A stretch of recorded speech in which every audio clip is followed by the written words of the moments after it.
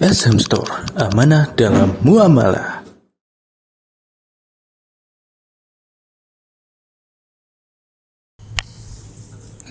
Tes.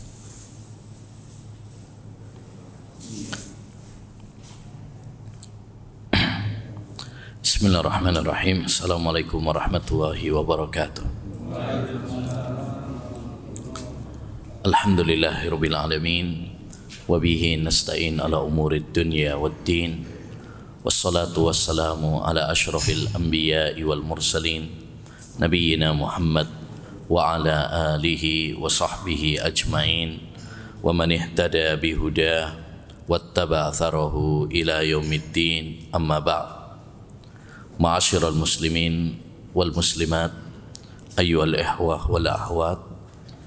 Alhamdulillah, kita kembali dipertemukan oleh Allah Subhanahu wa taala dalam kajian kita kitab Al-Kabair karya Al-Imam Adz-Dzahabi rahimahullah, yang mengupas tentang dosa-dosa besar yang hendaknya diwaspadai, dijauhi oleh setiap muslim dan muslimah agar dia selamat di dunia dan di akhirat. Karena dosa-dosa adalah racun, virus yang membinasakan seorang hamba di dunia maupun di akhirat. Tidaklah kehancuran dan kesengsaraan di dunia maupun di akhirat kecuali disebabkan karena dosa. Allah Subhanahu wa taala melaknat iblis, mengusir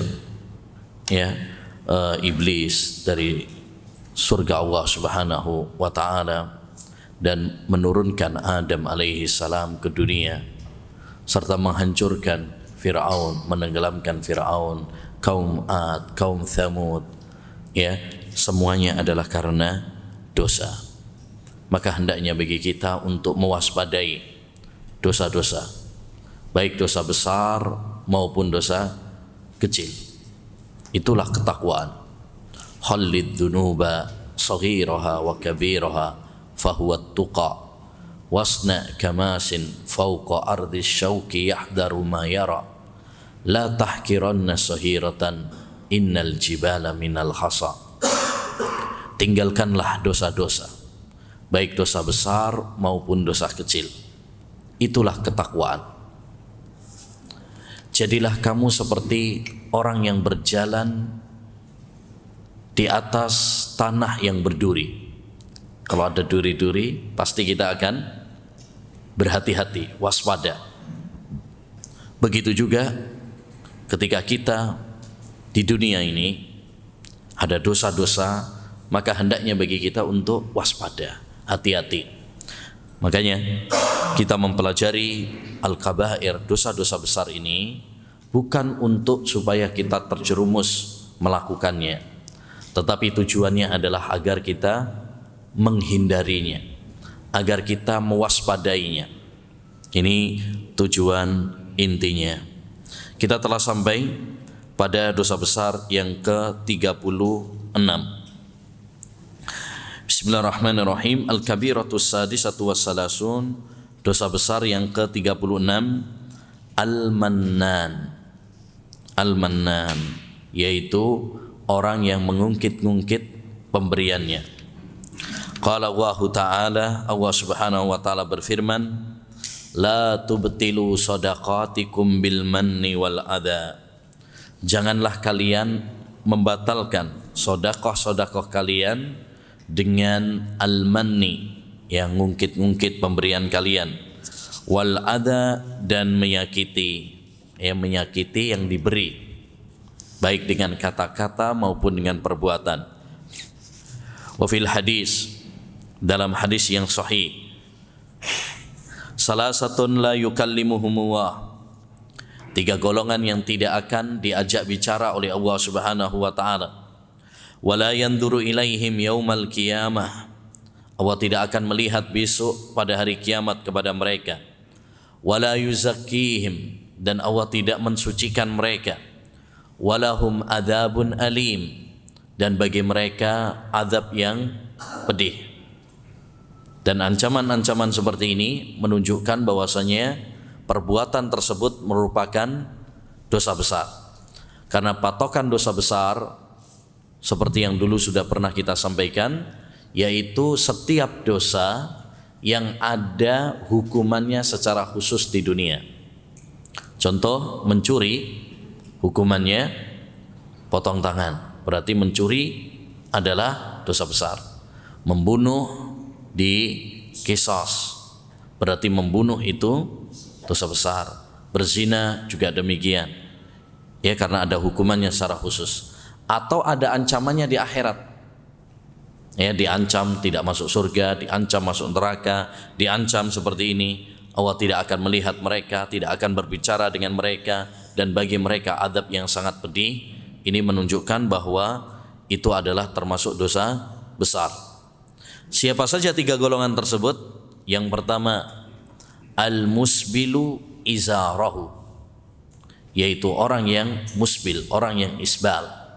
Orang yang isbal yaitu orang yang melembrehkan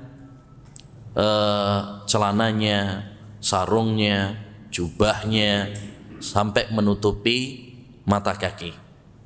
Ya, mata kaki itu namanya isbal. Dan itu tidak diperbolehkan. Insyaallah nanti akan ada pembahasannya secara khusus, yaitu bagi kaum laki-laki tidak boleh memakai celana atau sarung atau ya jubah yang sampai menutupi mata kaki. Nabi bersabda, ma asfala minal ka'baini fa finnar. Apa yang menutupi mata kaki maka itu di neraka. Ya, karena itu termasuk kesombongan. Wal mannan, ini yang menjadi pembahasan kita, yaitu orang yang suka ngungkit-ngungkit pemberiannya. Ya, suka ngungkit-ngungkit. Nah, ingat nggak dulu sampean pas lagi butuh, siapa yang bantu coba? Nah, ya, dulu sampean pas melarat, ya, siapa dulu yang minjemin uang? Ya, mengungkit-ngungkit seperti itu adalah tidak diperkenankan, bahkan itu termasuk dosa besar. Ya, karena itu bisa menyakiti hati orang yang diberi. Dan segala sesuatu yang menyakiti saudara kita sesama muslim, maka itu tidak diperkenankan. Makanya Nabi alaihi salatu wassalam pernah mengatakan, idza kuntum salasatan fala yatanajasnani duna salasa. Kalau kalian bertiga, janganlah yang dua orang berbisik-bisik, yang satunya ditinggalin. Itu enggak boleh. Kenapa enggak boleh? Li'anna dzalika yuhzinuhu. Karena yang demikian itu membuat orang yang ketiga tadi sedih. Jadi ada orang tiga orang, yang dua ini bisik-bisik sendiri, yang satunya ditinggal. Itu enggak boleh. Kenapa enggak boleh? Karena membuat orang yang ketiga tadi sedih, melukai perasaannya. Maka segala sesuatu yang melukai perasaan saudara kita, maka itu tidak diperkenankan. Ya, maka kita harus hati-hati terhadap ucapan-ucapan kita, omongan-omongan kita. Ya, karena kebanyakan dosa itu dari lisan. Kata Nabi alaihi salatu wassalam, aksaru khotaya bani Adam fil lisan. Kebanyakan dosa anak Adam itu dari lisannya. Ini yang sudah. Ya, salah satunya adalah dosa lisan adalah menyakiti dengan cara ngungkit-ngungkit pemberian. Itu enggak boleh. Wal munfiqu sil'atahu bil halifil kadhib. Yang ketiga, ya, golongan yang ketiga yang akan mendapatkan azab, tidak diajak bicara, tidak dilihat oleh Allah adalah orang yang menawarkan barang dagangannya dengan sumpah palsu. Ya, dengan sumpah palsu. Ini biasanya para pedagang. Ya, para pedagang. Pas ditawar ya 50 misalkan. Ya. Dia ngasih harga pira 100.000 ditawar 50, ngomongnya apa? Kulaane ae gak oleh. Ya, wallahi. Nah, ini hati-hati. Ini juga termasuk dosa lisan yang banyak dilakukan oleh para pedagang. Untuk melariskan dagangannya, dia gunakan sumpah-sumpah palsu, ya, untuk melariskan dagangannya. Nah, ini juga bagian pemasaran. Boleh kita bersumpah, tapi tidak boleh dusta. Ya, tidak boleh dusta. Dan kita tidak boleh gampang-gampang sumpah. Sumpah itu untuk sesuatu yang penting, untuk sesuatu yang sangat penting, mendesak. Kata Allah Subhanahu wa taala, "Wahfadzu aimanakum." Jagalah sumpah-sumpah kalian. Apa artinya menjaga sumpah? Satu, kalau sumpah nggak boleh sering-sering. Yang pas penting saja. Jangan dikit-dikit apa? Sumpah. Karena sumpah itu menggunakan nama Allah Subhanahu wa taala dan kita harus mengagungkan nama Allah Subhanahu wa taala. Yang kedua, kalau sumpah maka hendaknya ditepati. Dan yang ketiga, kalau nggak ditepati maka harus bayar kafarah. Itu arti menjaga sumpah. Taib. Dalam riwayat yang lain Rasulullah SAW mengatakan, salasatun la yaqbalullahu minhum sarfa wala adla. 3 golongan yang Allah Subhanahu wa taala tidak akan menerima, ya, pemberian mereka. Akun, yang pertama adalah orang yang durhaka kepada orang tuanya. Ini termasuk dosa besar, yaitu kalau seorang itu durhaka kepada kedua orang tuanya. Karena orang tua mereka banyak berjasa kepada anak, ya, maka termasuk dosa besar durhaka kepada orang tua. Bentak-bentak orang tuanya, ngelawan orang tuanya, ya, atau menuntut orang tuanya, membebani orang tuanya dengan hal-hal yang di luar dari kemampuannya, ngancem-ngancem. Saiki banyak anak-anak, ya, nggak punya akhlak kepada orang tuanya, ngancem-ngancem, ya, aku gak sekolah gak ditukokno ninja. Nah, akhirnya orang tuanya nggak punya uang, pinjam sana pinjam sini, pusing 7 keliling, ya. Ini termasuk durhaka kepada orang tua. Atau naruh orang tuanya di panti jompo, ini termasuk durhaka kepada orang tua. Terutama ketika kalau orang tua sudah lanjut usia. Ini biasanya durhaka kepada orang tua itu rata-rata ketika orang tua sudah lanjut usia. Makanya Allah Subhanahu wa taala menekankan kepada kita berbakti kepada kedua orang tua itu tatkala mereka sudah lanjut usia. Wa qadha rabbuka alla ta'budu illa iyyah wa bil walidaini ihsana imma yablughanna indakal kibara ahaduhuma aw kilahuma fala taqul lahumā uff wa la tanharhuma wa qul lahumā qawlan karima. Dan Allah mewajibkan kepada kalian untuk beribadah hanya kepada Allah saja dan berbakti kepada kedua orang tua. Dan jika keduanya atau salah satunya telah lanjut usia, maka janganlah mengatakan kepada mereka kalau disuruh nah itu masuk, nggak boleh, Pak. Ya, kalau begitu aja nggak boleh, apalagi ngancem, mukul, ya. Bahkan sebagian ada naudzubillah sampai ya, bunuh orang tuanya. Ya, ini termasuk kedurhakaan kepada orang tua. Wa mannan, yang kedua adalah orang yang ngungkit-ngungkit pemberian. Ini yang menjadi pembahasan, ya, ngungkit-ngungkit pemberian. Wa mukadzibun bil qadar, dan yang ketiga adalah orang yang mendustakan takdir.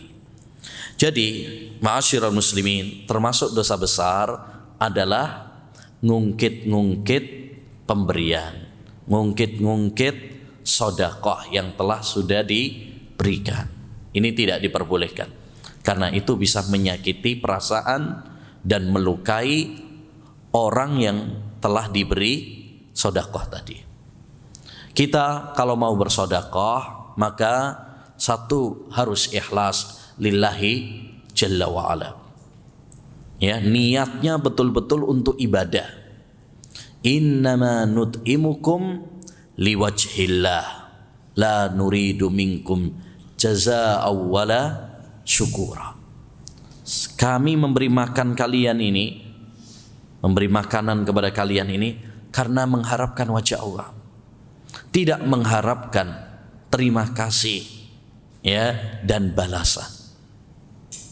Orang kalau mau memberi, bersedekah, niatkan karena Allah Subhanahu wa taala. Perkara orang tersebut mau terima kasih, mau balas atau tidak, itu urusan dia. Urusan kita adalah bagaimana kita memberi ini ikhlas lillahi ta'ala. Karena kalau kita yang berharap dia berterima kasih, ya, misalkan bisa memberikan petunjuk kepadanya, wa adallahu wa ala ilmin, Allah Subhanahu wa taala menyesatkan dia di atas ilmu, yakni ilmu Allah Subhanahu wa taala. Wa ma tasyauna illa ayyasha Allah, tidaklah kalian berkehendak kecuali Allah pun berkehendak. Wan nususu fi dzalika katsirah, dan nas-nas Al-Qur'an tentang masalah takdir banyak sekali. Demikian juga di dalam hadis, di antaranya adalah hadis Jibril. Ya, hadis Jibril yang masyhur, yang datang kepada Nabi sallallahu alaihi wasallam, kemudian bertanya tentang Islam, bertanya tentang iman, bertanya tentang ihsan.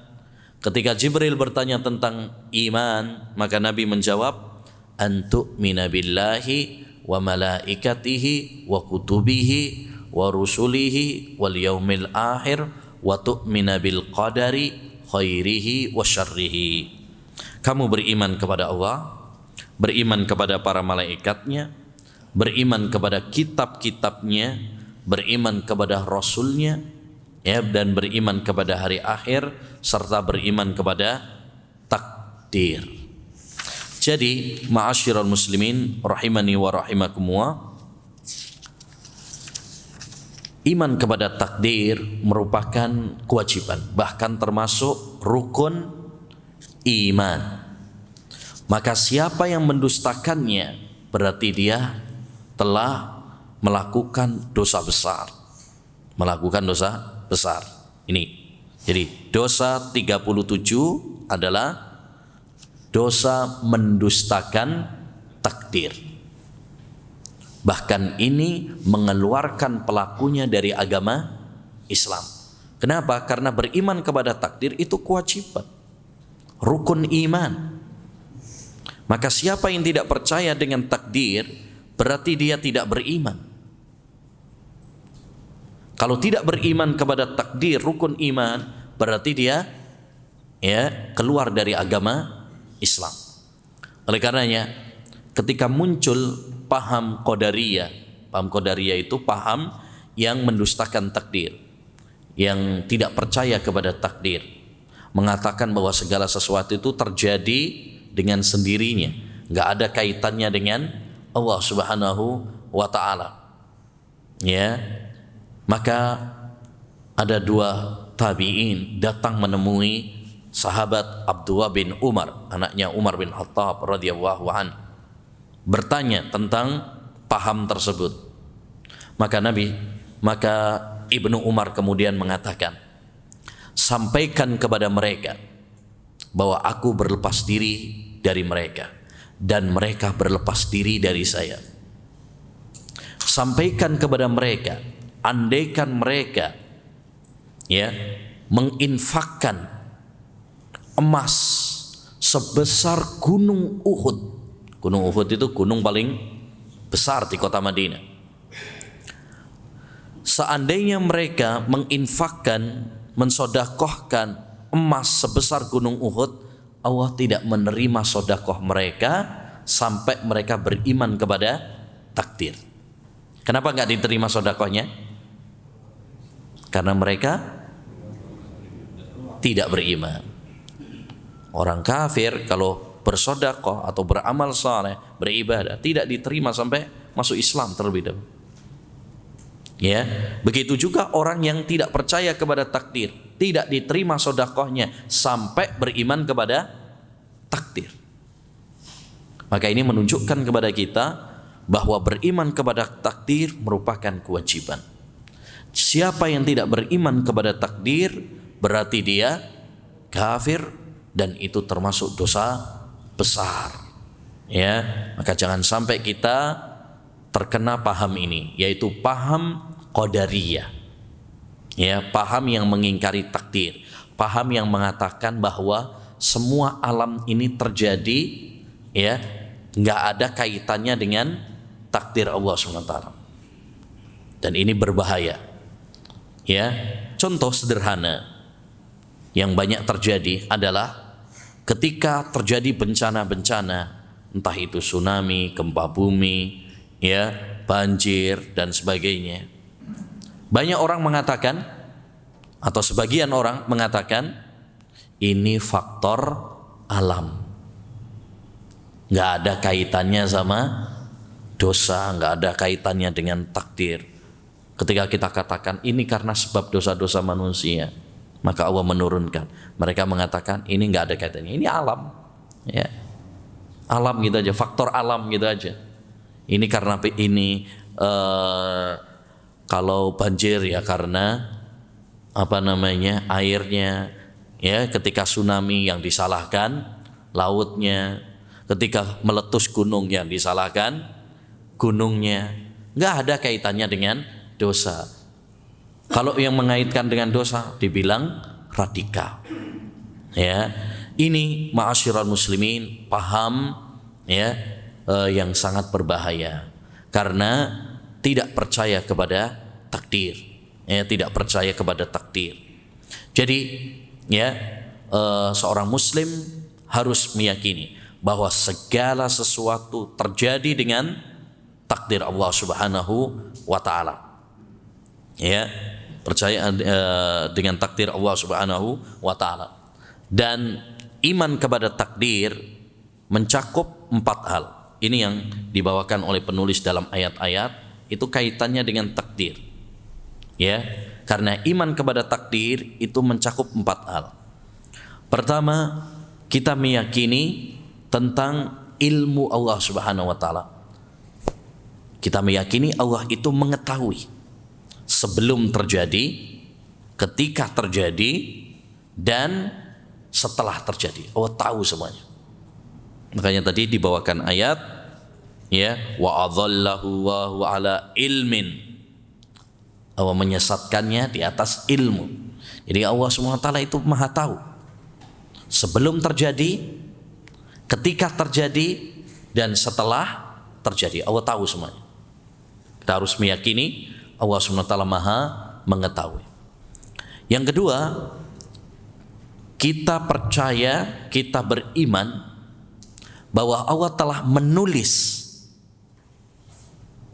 takdir-takdirnya di Lauhul Mahfuz. Semuanya sudah tertulis. Apa peristiwa takdir yang terjadi di muka bumi ini, semuanya sudah ditulis oleh Allah dalam Al-Lauhul Mahfuz. Sebelum kita lahir di dunia, semuanya sudah ada catatannya, Pak.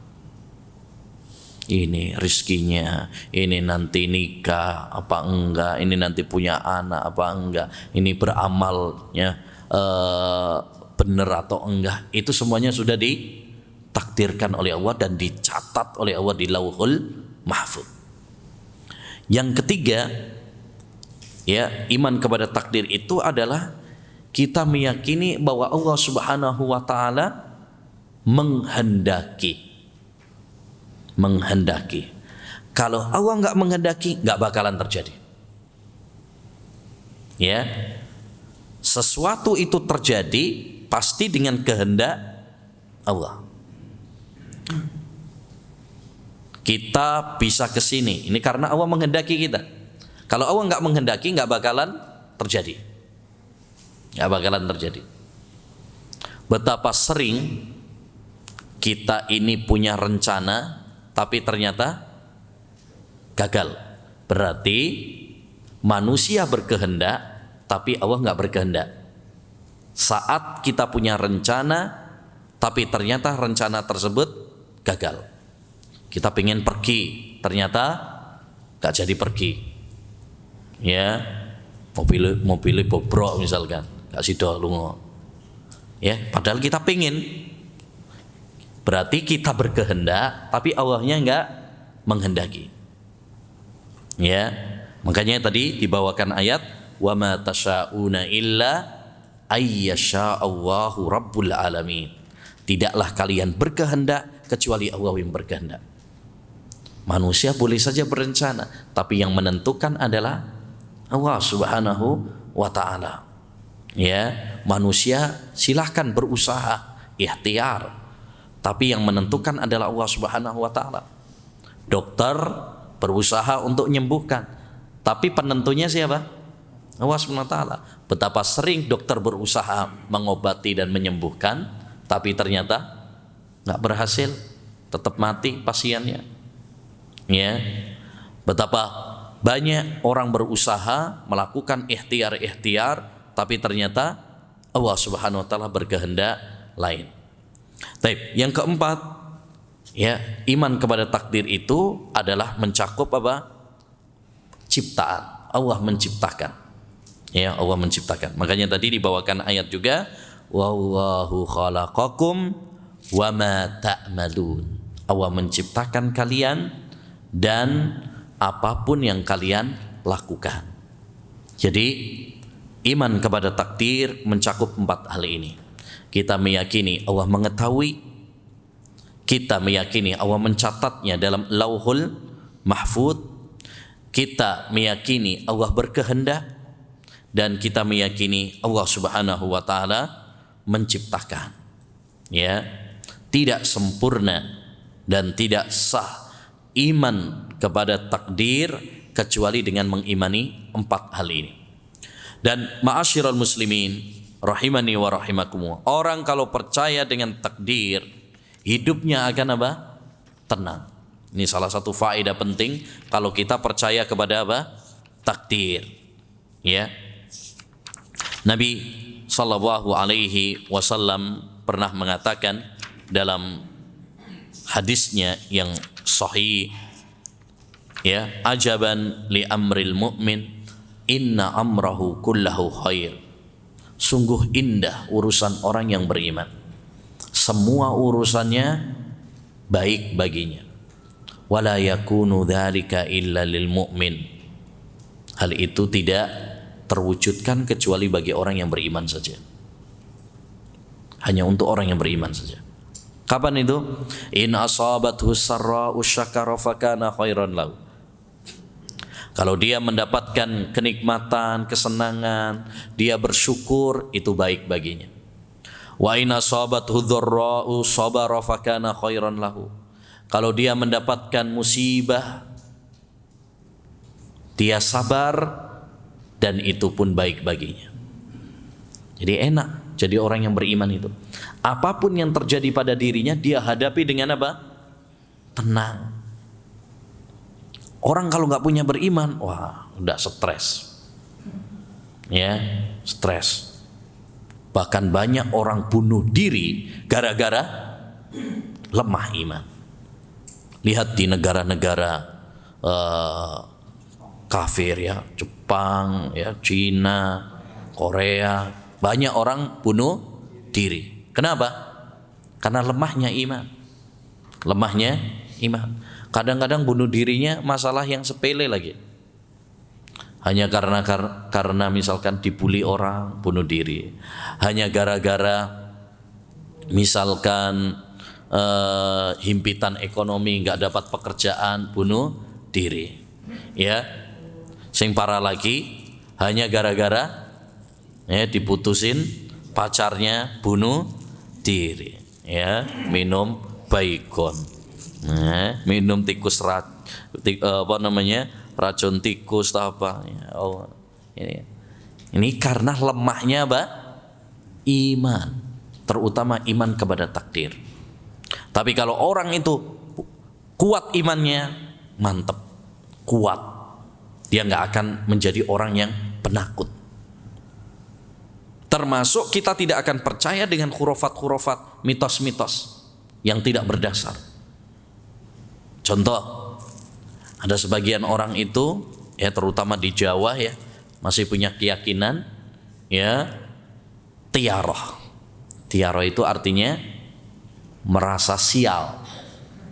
Merasa sial karena melihat binatang, merasa sial karena angka, merasa sial karena bulan dan lain sebagainya. Merasa sial karena binatang, biasanya burung gagak. Ono burung gagak lewat, nah iki tandane mau sing katik mati iki, sapa iki. Nah ini merasa sial.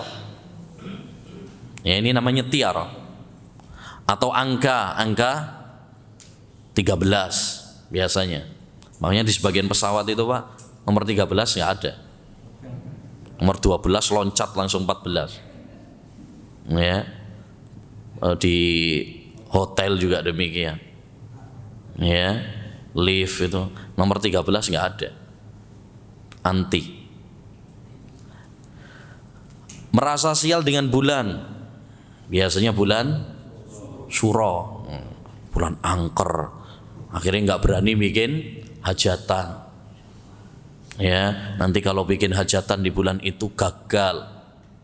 Ya, pegatan. Kalau bikin bisnis alias bangkrut nanti dan lain sebagainya. Ini adalah mitos-mitos yang tidak berdasar dikarenakan lemahnya iman. Seandainya kita itu kuat iman kita, tawakal kita kepada Allah, nggak percaya, udah bismillah. Ya, bismillah. Hidup kita tenang. Tapi kalau kita itu tauhid kita lemah, ya, iman kita lemah, tawakal kita lemah, akhirnya percaya dengan hal-hal yang tidak berdasar, khurafat-khurafat, ya, percaya sama mitos-mitos, percaya sama ramalan-ramalan, percaya sama dunia klinik, perdukunan dan lain sebagainya. Taib. Selanjutnya dosa besar yang ke-38. Al-mutasammi'u 'alan nas ma yusirrunahu wala allaha laysat bikabirah. Mutasammi' 'alan nas, orang yang suka curi-curi pendengaran atas rahasia orang. Ya, kepo. Ya, pengen tahu aja rahasia apa? Orang, nguping-nguping. Bahas apa iki ya? Nah, ya. Tapi kata beliau di sini wala allaha laysat bikabirah, ya, bisa jadi ini tidak masuk dalam dosa besar. Tapi maksudnya dosa kecil, ya. Qala Allah Ta'ala, Allah Subhanahu wa taala berfirman, "Wala tajassasu." Janganlah kalian tajassus. Tajassus itu apa? Ya, cari-cari, ya, cari-cari kesalahan, cari-cari aib, ya, kepo dengan orang lain, urusan orang lain. Wa qala Nabi sallallahu alaihi wasallam man istama ila hadisi qaumin wa hum lahu karihun. Barang siapa yang mendengarkan pembicaraan suatu kaum padahal mereka enggak suka, maksudnya enggak suka kalau pembicaraannya didengar sama orang lain, subba fi udhunaihi al-anuku yaumal qiyamah, maka akan dituangkan di telinganya, ya, apa itu namanya, al-anuk yaumal qiyamah. Itu yang biasa apa di situ diterjemahkan apa? Cairan tembaga yang dicairkan, ya tembaga yang dicairkan ya besok pada hari kiamat. Naudzubillah min dzalik. Ini menunjukkan bahwa itu termasuk dosa besar. Ya, jadi kalau ini dimasukkan dalam dosa besar, kalau sesuai dengan definisi, ya dosa besar bisa masuk karena ancamannya ya berat. Ancamannya berat. Ya, tidak mungkin ancaman seperti itu untuk sekedar dosa kecil. Ya, maka kita tidak boleh ya ma'asyiral muslimin untuk apa? Cari-cari aib, kesalahan saudara kita. Wala tajassasu. Hendaknya bagi kita untuk sibuk dengan aib kita sendiri. Ya, jangan sampai seperti kata pepatah. Ya, apa? Semut di lautan apa? Seberang lautan kelihatan. Ya, gajah di depan mata nggak kelihatan. Ini kebanyakan orang seperti itu. Sibuk sama aib orang lain tapi lupa dengan aibnya sendiri. Ya, kita ini banyak aibnya. Kita ini banyak kesalahan. Sibukkan diri kita untuk memperbaiki diri kita. Karena kita akan ditanya tentang diri kita, bukan ditanya tentang orang lain. Ya. Maka di antara dosa besar yang hendaknya kita jauhi adalah dosa ini. Tajassus, cari-cari kesalahan orang lain, ya, nguping pembicaraan orang lain, apalagi itu bersifat rahasia. Nabi bersabda, "Idza haddasa ar-rajulu ar-rajula summa iltafata fahiya amanah." Barang siapa ya apabila seorang berbicara dengan orang lain lalu dia menoleh ke kanan dan ke kiri. Tandanya apa kalau noleh ke kanan ke kiri?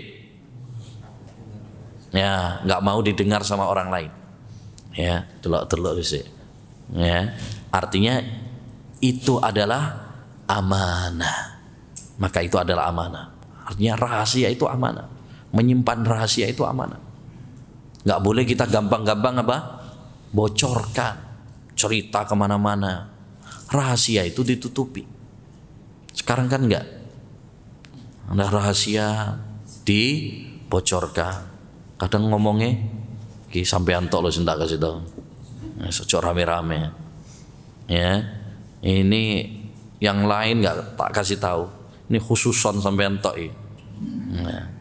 Nanti dia cerita sama orang lain juga begitu. Jangan cerita kemana-mana. Siapa? Ya. Ini sampean tok yang saya kasih tahu. Muter. Ya. Akhirnya ya nyebar. Nyebar. Dan ini yang paling banyak. Maka hendaknya bagi kita untuk berhati-hati ya dalam mengemban amanat, dalam mengemban rahasia, simpan baik-baik ya. Karena hal-hal yang berkaitan dengan aib saudara kita ya hendaknya bagi kita untuk menutupinya. Man satara musliman fid dunya satarahu wa fid dunya wal akhirah. Siapa yang menutupi aib seorang mukmin di dunia, Allah akan menutupi aibnya kelak di akhirat. Taib, selanjutnya al-kabiratut tasi'atu watsalathun. Dosa besar yang ke-39. Al-la'an, ya, suka melaknat. Ya, suka melaknat. Melaknat itu mendoakan laknat. Mendoakan laknat itu artinya apa? Mendoakan supaya dijauhkan dari rahmat Allah Subhanahu wa taala. Laknat itu artinya dijauhkan dari rahmat Allah. Jadi misalkan Allah melaknat pelaku riba, maksudnya ya dijauhkan dari rahmat, kasih sayang Allah Subhanahu wa taala. Allah tidak menyayanginya, Allah tidak ya mencintainya dan seterusnya. Lah kita nggak boleh sering-sering atau gampang-gampang melaknat, baik melaknat orang, bahkan melaknat binatang. Ya, ini tidak diperkenankan. Kata Nabi Shallallahu Alaihi Wasallam, la'nul mu'mini kaqatlih. Melaknat seorang mukmin itu kedudukannya seperti membunuh dia. Membunuh haram, berarti melaknatnya juga haram, nggak boleh. Ya. Demikian juga kata Nabi sallallahu alaihi wasallam, la tala'anu bila'natillah wala bighadabillah wala binnar. Janganlah kalian melaknat dengan laknat Allah dan murka Allah atau dengan neraka. Wa qala la yakunul la'anuna syufa'a wala syuhada yaumal qiyamah. Tidaklah para pelaknat itu, orang-orang yang suka melaknat itu, kelak akan menjadi pemberi syafaat atau ya saksi besok pada hari kiamat. Kemudian juga Nabi SAW mengatakan, laisal mu'minu bitta'an walal la'an walal fakhishul badhi'. Seorang mukmin itu bukan pencela, bukan orang yang suka melaknat, bukan orang yang kotor ucapannya. Ya, dia jaga lisannya. Itu orang yang mukmin. Maka hati-hati dari suka melaknat orang-orang yang beriman. Walaupun ya dia melakukan apa? Dosa. Jangan melaknatnya. Pernah dulu ada seorang sahabat namanya Abdullah yang digelari dengan Al-Khimar. Al-Khimar, keledai. Ya, dia digelari sedemikian karena sering mabuk. Sering dicambuk. Hukuman orang yang mabuk kan dicambuk ya. Besok baleni meneh, cambuk lagi. Ya. Akhirnya sebagian orang pegel, kesel gitu ya sama orang tersebut, Abdullah ini, sehingga dia melaknatnya. Ya. Mendengar hal itu, Nabi SAW apa? Marah dan mengatakan, la tal'anhu fa innahu rajulun yuhibbu wa rasul. Jangan kamu melaknatnya, karena dia adalah seorang yang masih cinta kepada Allah dan Rasul. Jadi kita nggak boleh melaknat seorang muslim, seorang muslimah, tidak boleh kita laknat. Ya. Tapi kalau melaknatnya secara sifat atau secara umum boleh. Misalkan Allah melaknat pelaku riba, boleh? Boleh, secara sifat saja. Umum. Ya, umum. Allah Subhanahu wa taala melaknat Yahudi dan Nasrani, boleh? Boleh, karena itu secara umum. Tapi kita melaknat secara individu orang, ya, individu orang, dan dia adalah seorang muslim, maka ini tidak diperkenankan. Ya, tidak diperkenankan. Jadi ini masalah yang sangat penting ya, karena ini berkaitan dengan kehormatan saudara kita. Masalah kehormatan saudara kita itu masalah yang sangat penting, harus kita jaga. Nabi SAW dalam khutbah di Arafah menekankan, inna dima'akum wa amwalakum wa a'radakum haramun alaikum kahurmati yaumikum hadha. Sesungguhnya darah kalian, kehormatan kalian, ya, harta-harta kalian haram atas kalian. Maksudnya nggak boleh untuk diganggu. Ya, nyawa tidak boleh untuk ditumpahkan, ya, kehormatan tidak boleh untuk dicela. Makanya kita nggak boleh menghina orang lain. Bahkan di dalam agama Islam itu jangankan menghina orang, menghina binatang saja nggak boleh. Hina binatang loh Pak, nggak boleh. Kata Nabi alaihi salatu wassalam, la tasubuddik fa innahu yukidukum lis-shalah. Janganlah kalian mencela ayam jago, karena dia membangunkan kalian untuk sholat. Sholat apa? Sholat subuh. Disian ayam itu bangunnya. Biasanya. Ya. Menghina ayam saja nggak boleh, karena dia punya apa? kebaikan, apalagi menghina orang. Nah ini kadang sering kita lupakan, merendahkan orang lain, menghina orang lain, ya. Nah ini tidak diperbolehkan di dalam agama Islam, ya. Taib. Selanjutnya, al-kabiratul arbaun, dosa besar yang ke-40. Al-ghadiru bi amirihi wa ghairi dzalik.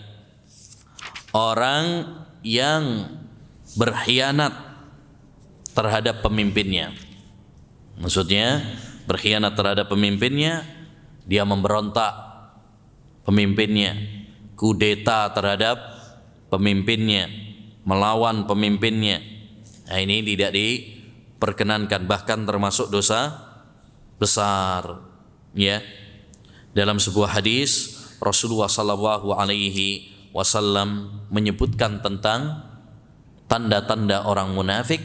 Salah satunya adalah wa idza ahada ghadar. Kalau dia membuat perjanjian, dia mengkhianatinya. Ya, dan kita telah mengikat perjanjian untuk mendengar dan taat setia kepada para pemimpin. Maka barang siapa yang melanggar, ya, perjanjian tersebut, berarti dia termasuk, ya, orang-orang munafik. Demikian juga Nabi sallallahu alaihi wasallam pernah mengatakan, man khala'a yadan min ta'ah laqiyallaha yaumal qiyamah wala hujjatalah wa man mata wa laysa fi unukihi bai'ah mata mitatan jahiliyah. Barang siapa yang memberontak kepada seorang pemimpin, maka besok pada hari kiamat dia akan berjumpa dengan Allah dengan tidak memiliki hujjah. Dan barang siapa yang mati dan di lehernya tidak ada baiat, maka dia akan mati seperti matinya orang jahiliyah. Ya, yakni orang jahiliyah dulu begitu. Ketika ada pemimpin dikudeta, ada pemimpin diberontak, sehingga dia nggak punya apa? Nggak punya pemimpin. Ya, setiap kali ada pemimpin terus nggak ada kecocokan, langsung diberontak, dikudeta. Tidak ada pemimpin yang sempurna. Kalau kita menginginkan yang sempurna, ya, maka tidak akan kita dapati. Karena sifat manusia itu adalah banyak salahnya. Kullu bani adama khata. Setiap anak Adam itu khata, banyak salahnya. Ya, orang sekelas Utsman bin Affan, Ali bin Abi Thalib saja dahulu mereka apa? Memberontaknya orang-orang Khawarij. Itu sekelas Ali, sekelas Utsman bin Affan.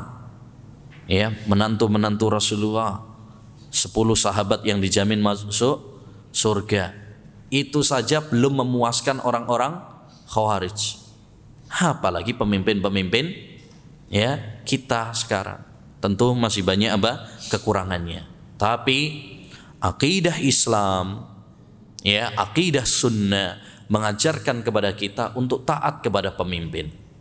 Tidak boleh apa? Memberontak. Kalau memang ada kekurangan, maka hendaknya bagi kita untuk sabar. Makanya kata beliau, man kariha min amirihi syai'an falyasbir fa innahu man kharaja minas sultani sibran, ya, mata mitatan jahiliyah. Barang siapa yang membenci dari pemimpinnya, mungkin gak suka dengan keputusannya, gak seret, maka hendaknya dia sabar. Karena barang siapa yang memberontak pemimpinnya satu jengkal saja, lalu dia mati, maka matinya seperti mati jahiliyah. Ya, oke. Ini ma'asyiral muslimin menunjukkan kepada kita bahwa memberontak, kudeta kepada pemimpin termasuk dosa besar. Ya, kenapa? Karena memberontak ini akan menimbulkan kerusakan yang lebih besar. Banyak yang terbunuh, banyak yang rusak, bangunan-bangunan rusak, ya. Dan keamanan hilang. Dan kalau keamanan sudah hilang, kekacauan yang terjadi, kita nggak bisa beribadah dengan tenang. Makanya kita harus merawat baik-baik nikmat keamanan yang telah Allah berikan kepada kita di negeri ini. Ya, ini harus kita syukuri. Kita rawat baik-baik, kita jaga baik-baik. Jangan sampai kemudian kita terpengaruh oleh provokasi-provokasi yang mengajak kepada kudeta, mengajak kepada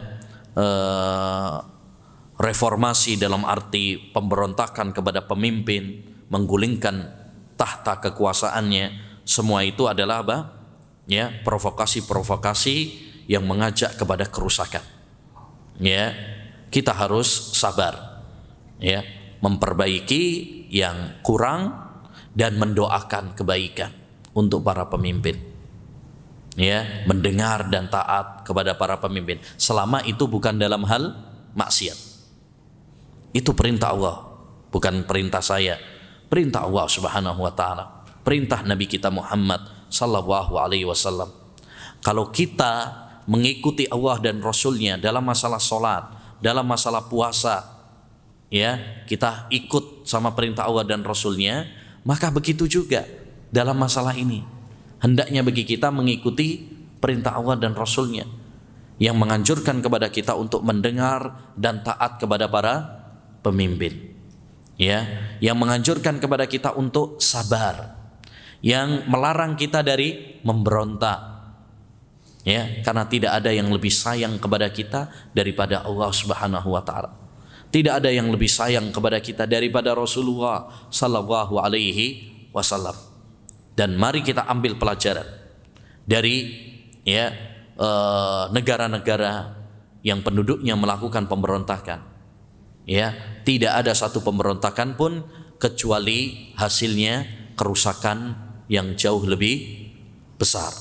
Lihat Suria, lihat Lebanon, Libya, Yaman, dan lain sebagainya. Banyak di antara mereka yang kemudian memunculkan kerusakan-kerusakan di muka bumi ini. Maka sekali lagi hendaknya bagi kita untuk berpegang teguh dengan akidah Ahlussunnah wal Jamaah, akidah salafus saleh, terutama dalam masalah pemerintah ini, karena banyak provokasi-provokasi, banyak pemikiran-pemikiran khawarij yang mengajak kepada pemberontakan, mengajak kepada kudeta, ngajak demo. Demo ini sarana menuju apa? Pemberontakan. Kemudian mencela pemerintah di mimbar-mimbar umum, memanasi, ini provokasi. Pemberontakan itu berawal dari provokasi-provokasi. Ini yang harus kita fahami. Nabi SAW dalam hadis yang dibawakan oleh penulis ini, man hamala alaina silah falaysa minna. Siapa yang membawa senjata, maka itu bukan termasuk golongan kami. Maksudnya menodongkan, melawan pemerintah, bawa senjata tok untuk melawan pemerintah, itu aja nggak boleh.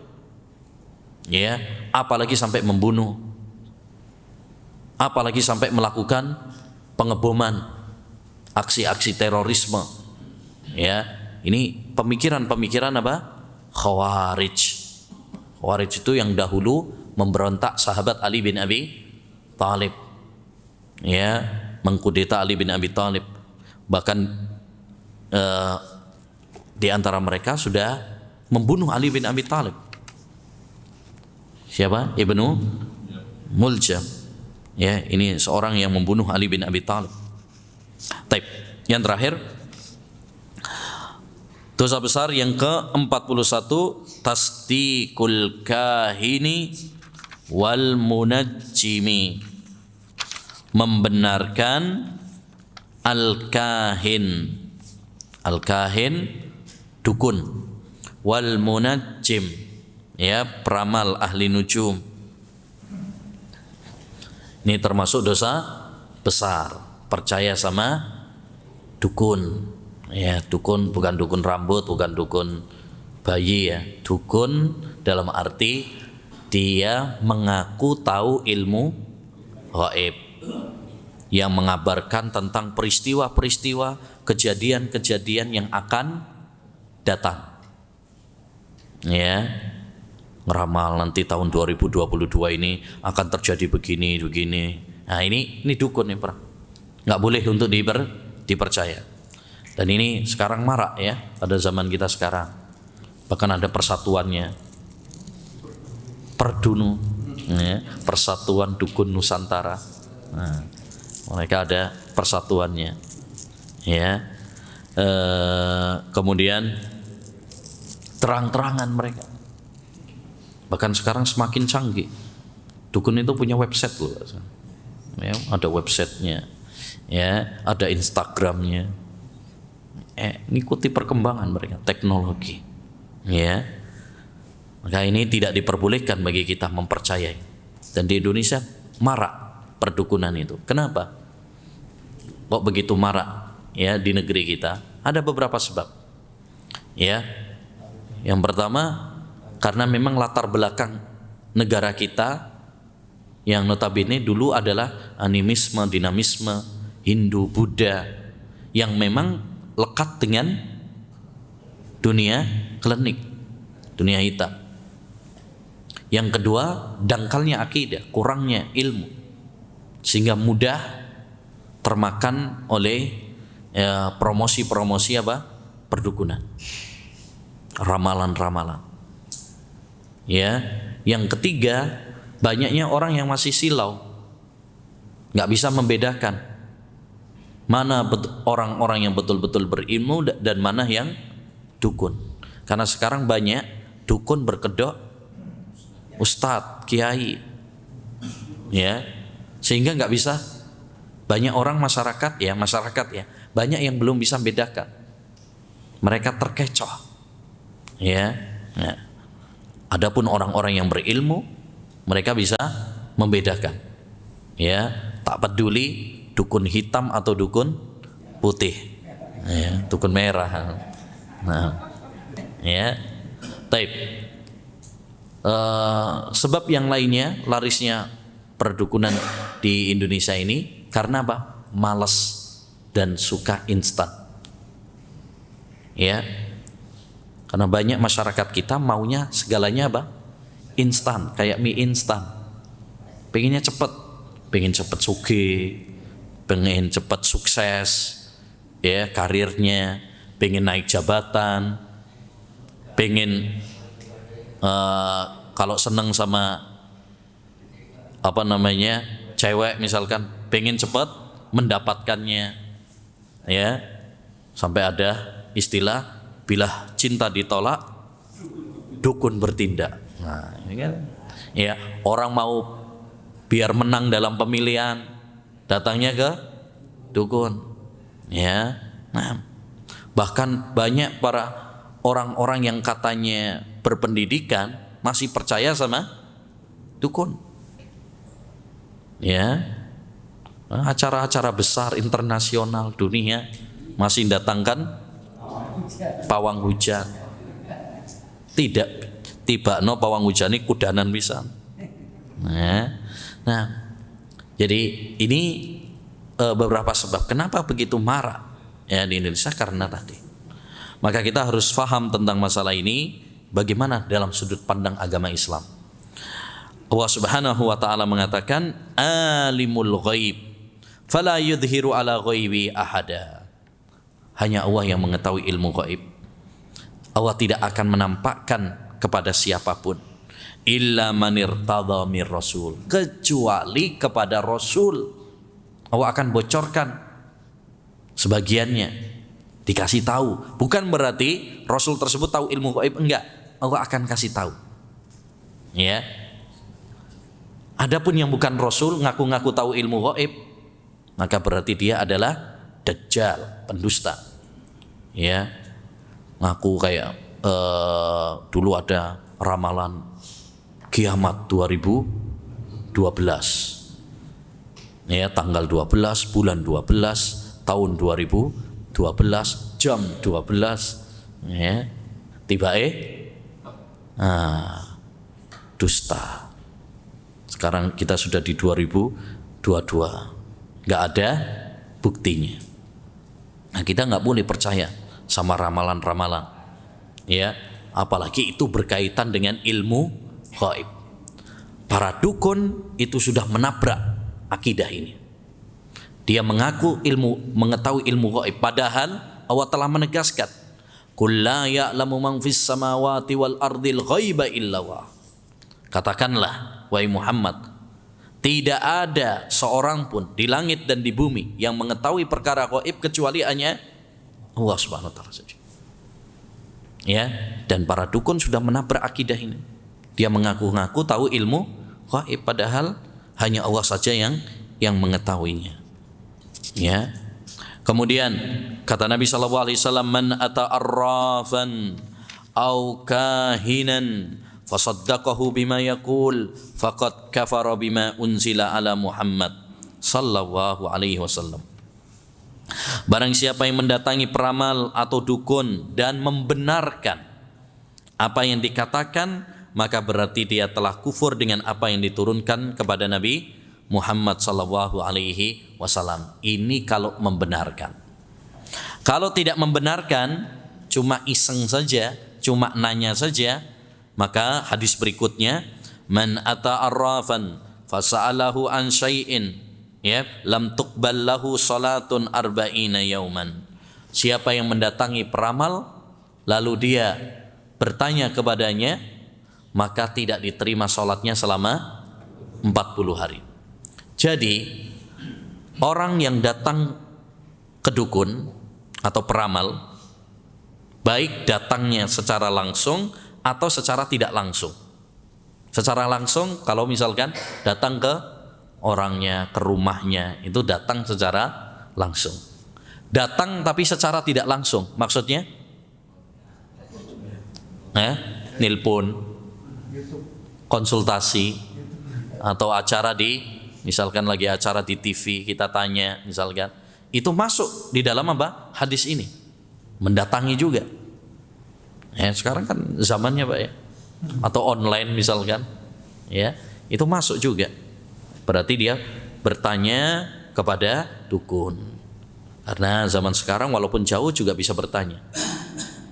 Ya, bisa bertanya. Jadi masuk, dua-duanya masuk. Siapa yang bertanya, baik secara langsung ataupun secara tidak langsung, ada dua kemungkinan. Kemungkinan yang pertama, dia cuma iseng saja, nggak sampai membenarkan. Maka ini tidak diterima sholatnya selama 40 hari. Kemungkinan yang kedua, kalau dia bertanya kemudian membenarkan. Oh gitu toh, membenarkan. Ya, mantuk ya. Ya, dia membenarkan berarti kufur dengan apa yang diturunkan oleh Allah kepada Nabi Muhammad sallallahu alaihi wasallam. Ya, maka tidak boleh bagi kita mendatangi para dukun, para peramal, baik cuma iseng maupun ataupun membenarkan.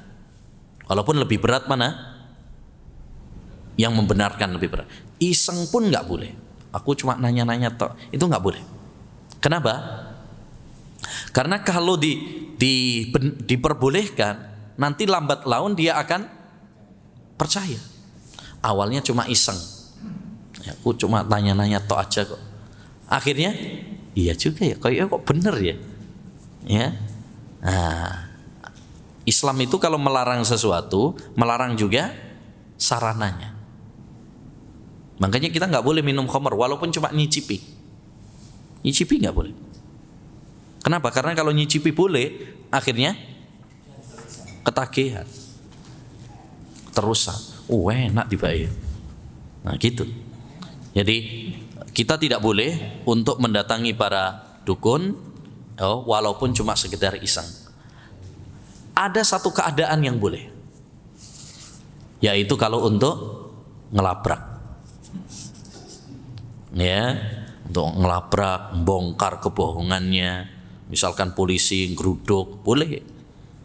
Ya, kalau kita geruduk, ya, kok rame tambahan.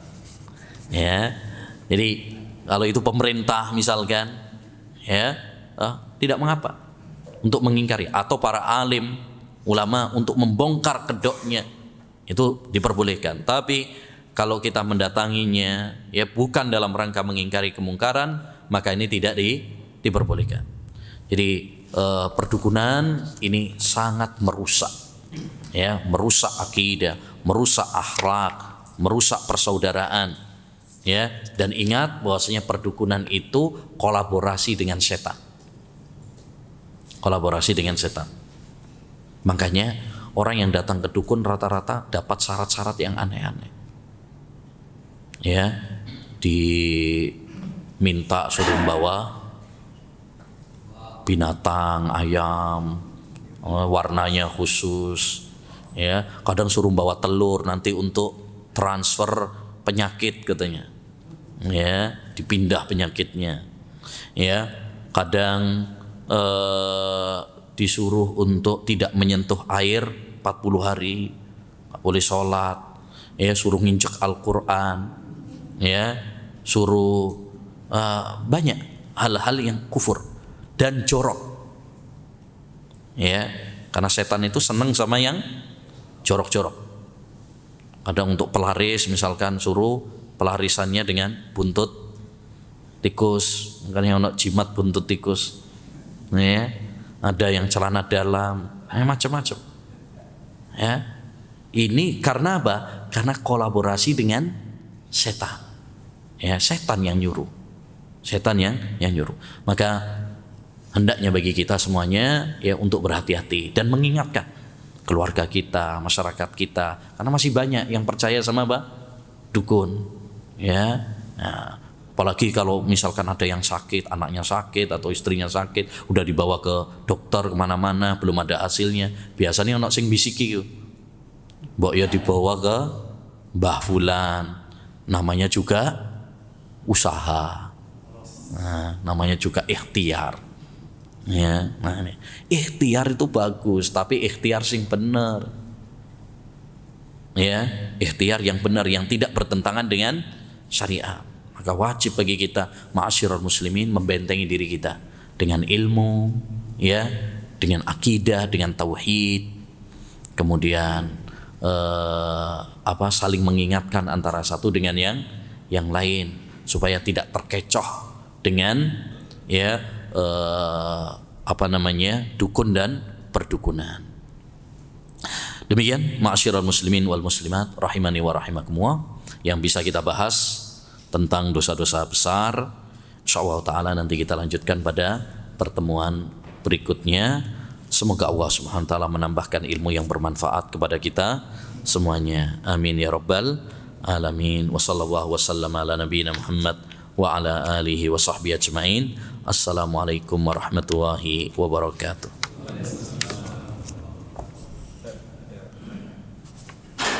Oi. Oi.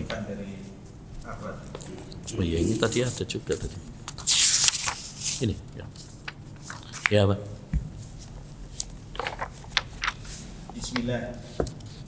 Misal orang tua atau ibu berada di luar kota, sedangkan si anak pulangnya atau sambangnya hanya bisa 1 bulan sekali, dan insya Allah uang bulannya tidak terputus. Sedangkan orang tua itu sendiri tidak mau diajak bergabung atau serumah dengan si anak tersebut karena merasa nyaman di rumah sendiri di luar kota. Pertanyaannya, apakah si anak tersebut termasuk anak yang durhaka, mengingat di masa orang tua sudah tua tidak bisa merawatnya sendiri?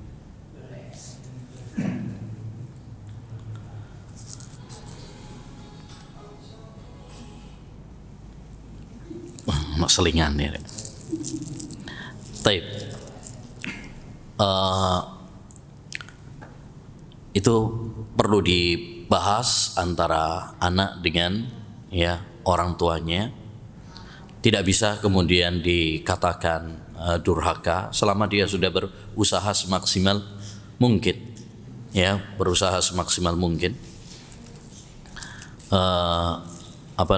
Hanya dia harus berusaha sebisa mungkin untuk berbakti kepada kedua orang tuanya, ya, baik dengan mendoakannya, baik dengan membantunya walaupun mungkin tidak bisa mendampinginya satu rumah, ya, karena memang dari orang tuanya juga nggak mau tadi kan.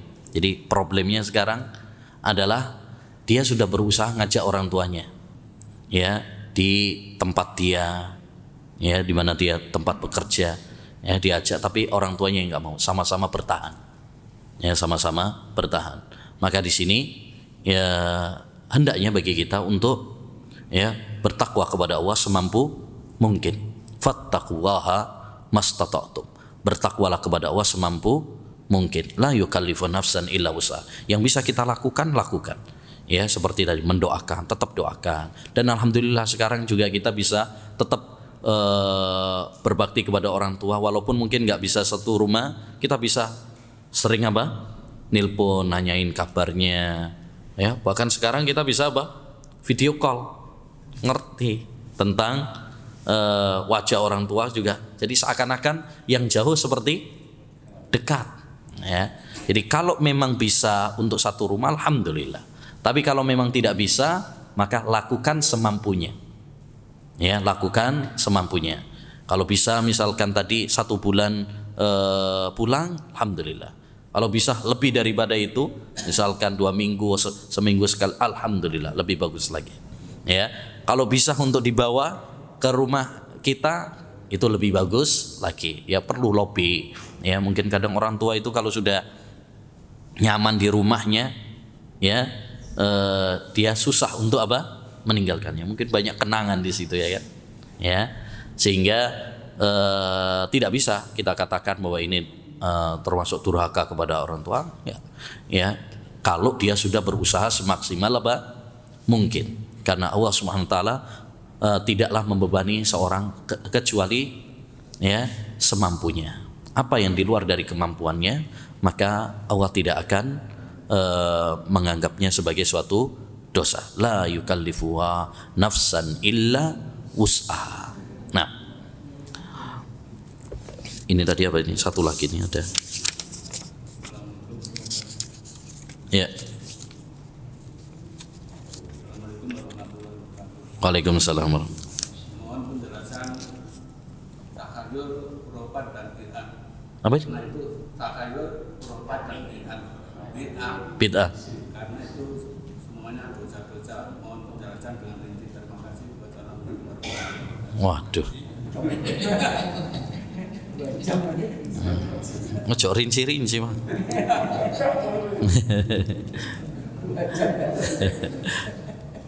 Ya. Khurafat, bid'ah, insya Allah nanti akan ada pembahasannya tentang bid'ah. Nanti akan ada pembahasannya. Bid'ah itu artinya, ya, yaitu ibadah-ibadah atau tata cara ibadah yang tidak ada contohnya dalam agama, tidak pernah dicontohkan oleh Nabi, tidak pernah dicontohkan oleh para sahabat Nabi Sallallahu Alaihi Wasallam. Ya, khurafat itu adalah perkara-perkara yang tidak ada dasarnya, hanya mitos semata. Ya, seperti tadi contohnya menganggap bulan Syuro itu bulan sial, kan nggak ada dasarnya sama sekali, nggak ada dasarnya dalam agama. Keyakinan-keyakinan yang tidak berdasar, hanya omong kosong saja, maka itu namanya khurafat, ya. Dan khurafat ataupun bid'ah, ya, tercela di dalam agama. Banyak dalil-dalil yang mengingkarinya, ya, di antaranya yang sering dibawakan oleh Nabi alaihi salatu wassalam dalam khutbahnya adalah wasyarrul umuri muhdatsatuha, ya, sejelek-jelek urusan itu adalah perkara baru dalam agama, ya. Demikian juga beliau mengatakan kullu bid'atin dhalalah, setiap bid'ah itu adalah sesat. Itu juga banyak ancaman-ancaman dari Nabi. Yang terakhir, apakah membuka HP suami termasuk tajassus dan apakah berdosa? Nah, iki. Ya. Ini pada dasarnya kita tidak perlu untuk apalagi istri ngecek HP-nya suami, ya, tidak perlu. Ya, tidak perlu. Tuh, tanggung jawab masing-masing. Kita hendaknya menanamkan pada diri kita masing-masing ketakwaan kepada Allah Subhanahu wa taala. Karena kalaupun kita tahu hanya itu menyakiti perasaan kita. Ya, baik. Tapi jangan juga kemudian seperti ini dijadikan dalil. Nanti dijadikan dalil oleh suami yang kemudian punya hal-hal yang nggak beres dalam HP-nya. Oh, gak boleh tajasus itu. Akhirnya dia merasa lebih aman. Hendaknya suami juga takutnya sama Allah. Jangan menjadi suami yang takut sama istri. Walaupun istri kita nggak lihat, walaupun anak kita nggak lihat, yakinlah Allah Subhanahu wa taala melihat. Maka yang paling penting untuk kita tanamkan pada diri kita adalah muraqabatullah. Merasa diawasi sama Allah. Baik itu suami, baik itu istri. Kalau kita merasa diawasi sama Allah SWT, dimanapun, kapanpun, kita nggak akan berani melakukan dosa. Tapi kalau takutnya sama suami, takutnya sama istri, nah ini repot.